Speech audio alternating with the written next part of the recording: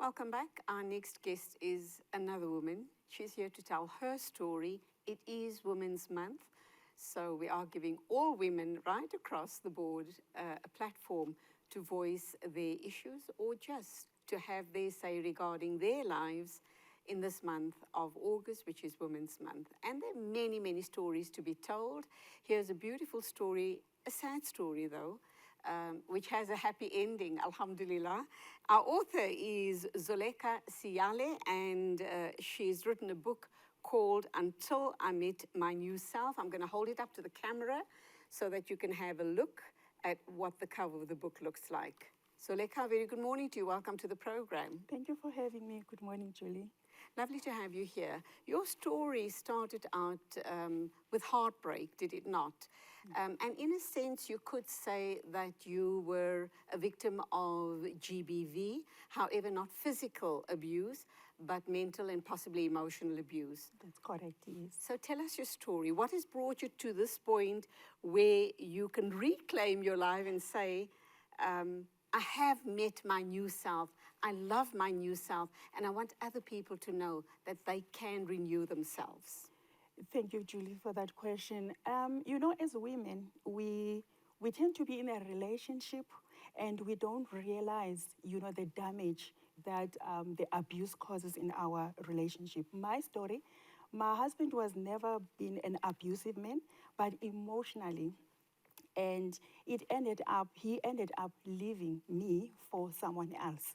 And that was a trauma. That was traumatic to me.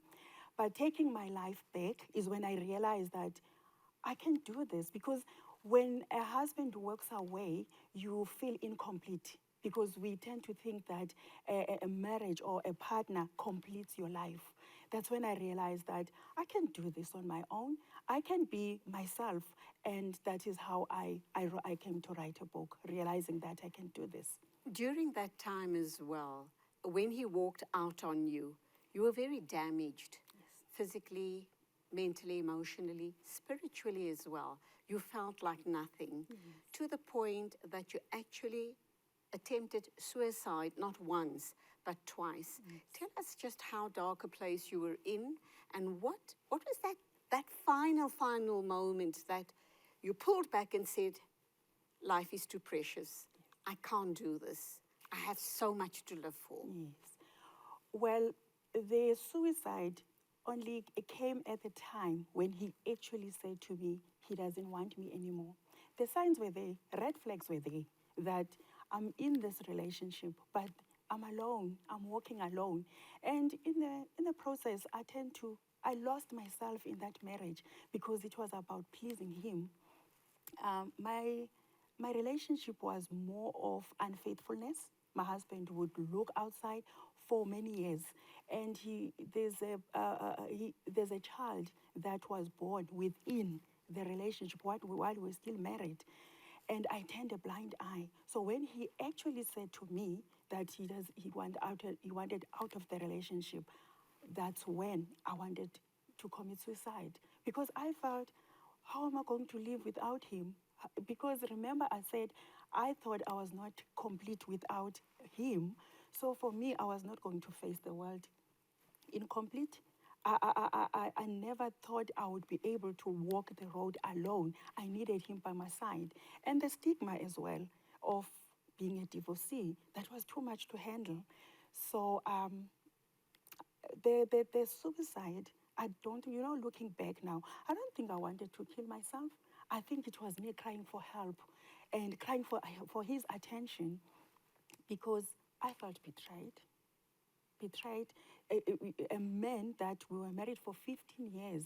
After 15 years, he decided that he doesn't love me anymore after everything that he has put me through. So me, it was just unjust. So yeah, but as I said, Julie, as you mentioned, I needed to find myself.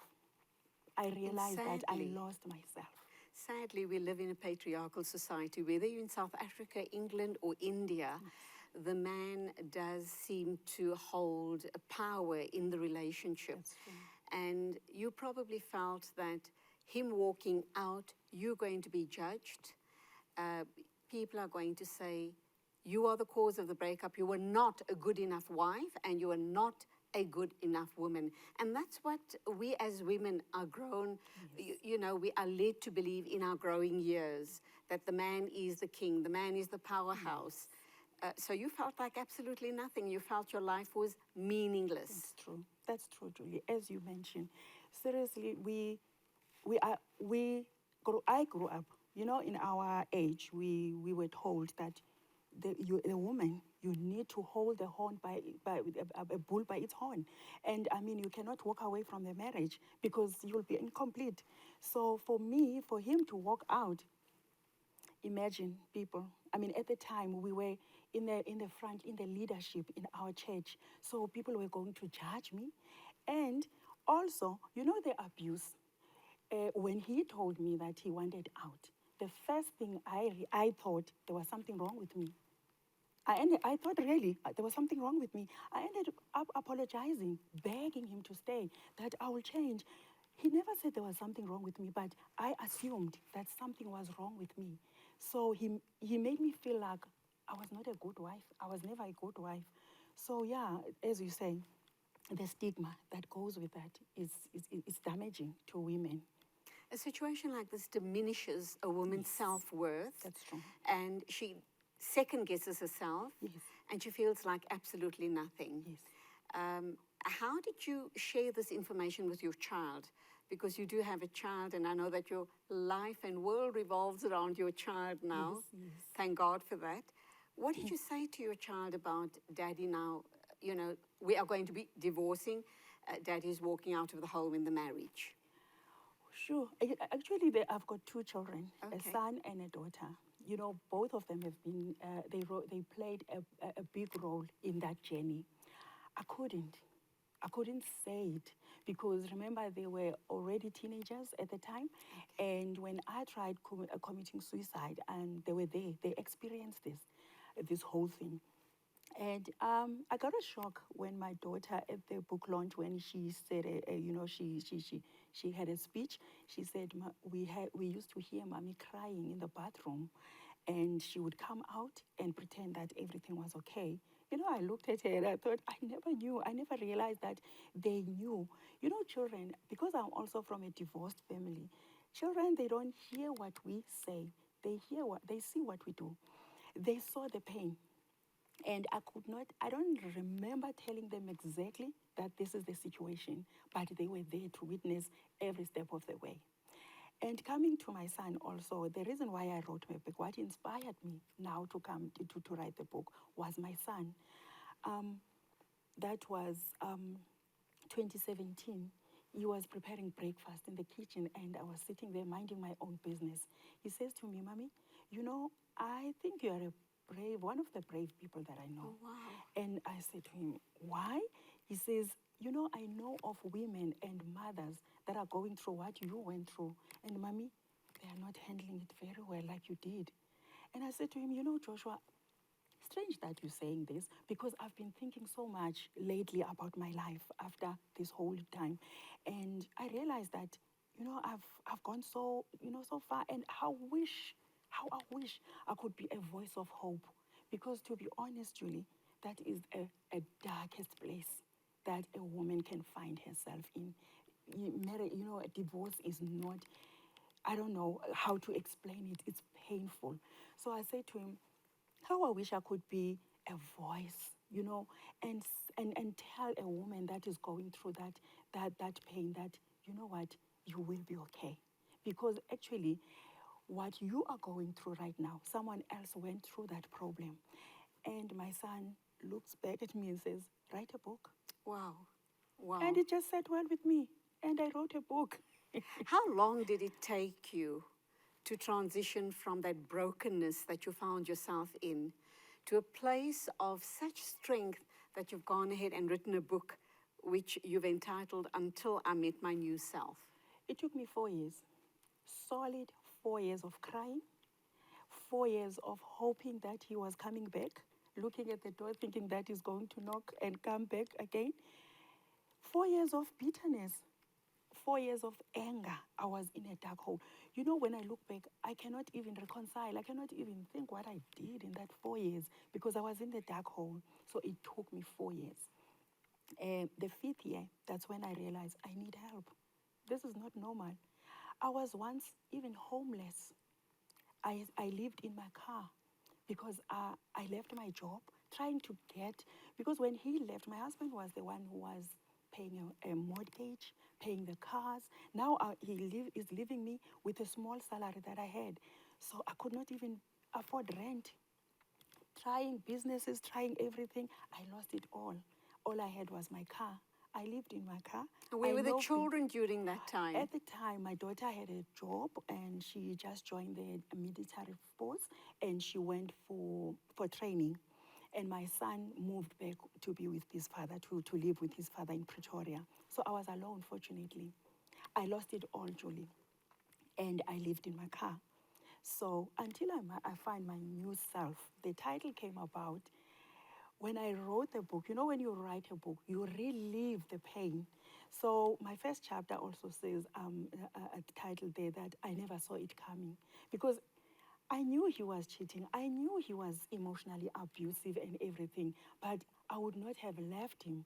For him to leave me, I never saw it coming. Very painful indeed. It took me by surprise. But look at you here, really looking very, very wonderful, beautifully turned out this morning, and proudly talking about your new self.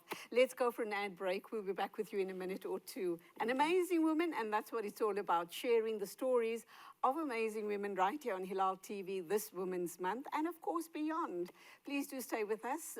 We'll be back in a minute or two to talk some more to this woman who says she has met her new self, and that's a book she's written. Welcome back. We're celebrating women this month by inviting them to tell us their stories, and we are hearing some amazing stories like the one being told by Zoleka Siyale. She's written a book called Until I Met My New Self. You say in the book that you've never felt as at peace with yourself as when you let go and you forgave. It was about forgiveness. Tell us about that process. You know, Julie, the process of forgiveness, first, I must say, it's not for the other person. You're doing it for yourself.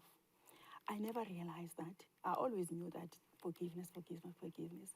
So I met someone, a man of God, that told me that the reason why, it was at the time that I was really looking for help. I knew this was not a normal life. I needed to be happy. And so he said to me, you need to forgive your husband. But for me, it didn't make sense. He's supposed to be the one apologizing to me. He even went further and said to me, ask for forgiveness. Even though you didn't do anything wrong, ask for forgiveness. That was hard. That was hard. And it took me, I think, weeks before I could actually do that. So one day I wrote it, in my book. I wrote it clear in my book that he called me, my ex-husband called me, and I could feel inside that was the moment. I asked for forgiveness. Verbalize, what did you say? I said to him, actually he called me. When I saw on the caller ID, I knew that was the time. I could feel it. So I said to him, I took over the conversation. I didn't even know why he called in the first place. So I said to him, my husband, whatever I did for us to be where we are right now, please forgive me. From the bottom of your heart, find in your heart to forgive me. He went quiet, and that's all I said. And I was sincere with that.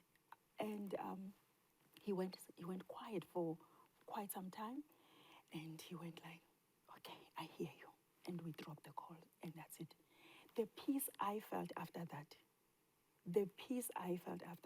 I really, really would like to encourage people to do that, forgive and let go, because it's not for the other person, it's for you.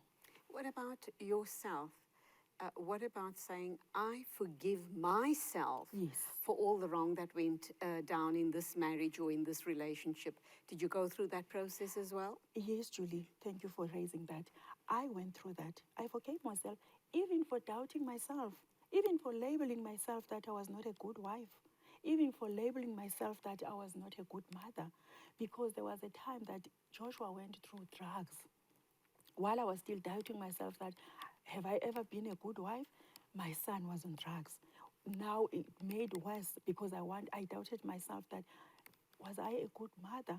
So I forgave myself for that, for being hard at myself, because there was nothing wrong with me to begin with. Is your son okay now? He's okay. He's rehabilitated. I rehabilitated. Where yes. and how did you start picking up the pieces after asking your husband, your ex-husband, for forgiveness and saying to yourself, I need to make a life for myself? Was it the start of writing the book? When did this start happening? And here's this exceptionally strong woman sitting here in front of me, sharing her story with me and the rest of the broken women out there, giving them courage, giving them hope.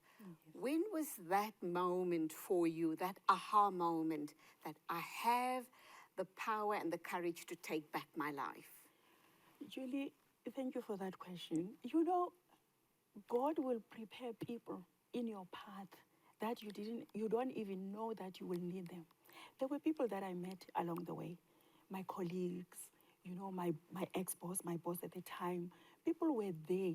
And when I wanted help, when I started a journey, the healing journey, everyone just played a role in my life. That's when I realized that these people, they are in my space for a reason. The first person, it was a tea lady. She used to make tea. And she used to say to me, you know what? It's better for you because your husband left you. At least you've got a job. The job that I was earning a small salary, she taught me gratitude. Wow. When I started to be grateful for my job, things started happening in my job.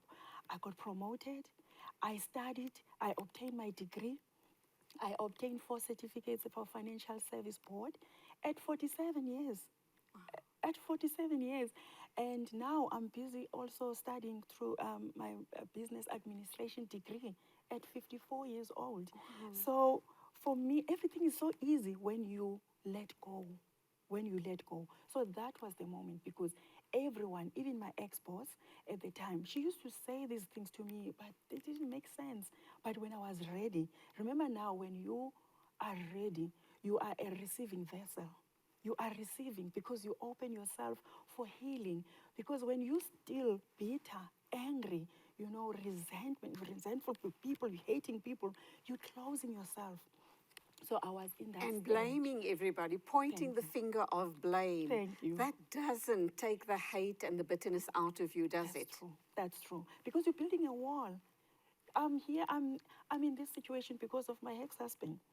I'm in this situation because of the government. I'm in this situation because of the environment. Look, when I got married, I had matric, but I managed to pick myself up because I wanted to teach people that it's never too late. Next week, in 2 weeks' time, I'll be 54 years old, and I'm still studying, and I'm still going to learn things because there's nothing impossible. Your life has only just begun, has It just it not? began. Okay, let's talk some more about the book. Who should be reading the book? The book is dedicated to women out there, as I said, women that finding themselves losing hope, or in a situation that they know they need to be out of. A woman that is broken because problems, challenges in life, they don't choose who you are, your race, education, everything. They just, challenges are there. So everyone that feel, especially women that feel that they are trapped in their own self, they want to find themselves. This is the book that they can read. Remember, this is I wrote this book because this is something that I would have wanted to have at the time I was in darkness. So, yes. And you've got people are responding positively to the book. It's amazing. Amazing feedback, actually. People are, even my family. I started with my family, and people are reading it. We've already made close to 100 sales so far. We just launched it now in July, And yeah, the response has been positive. Okay, two very important questions regarding your healing. Yes. Did you go for counseling or therapy at all to help you through the process? I did. And you can elaborate in a minute or two. And has your husband read the book? Has he given you any feedback? That's a nice one. I haven't heard that he wrote. I'm sorry, he read the book, but I know his family. You know, they were in my launch, in my book launch as well. You know, I haven't heard anything, but yeah, anyone that is interested in buying a book, you can. We've got it's on Amazon. So it's available on Amazon. He most probably bought it already. I don't know.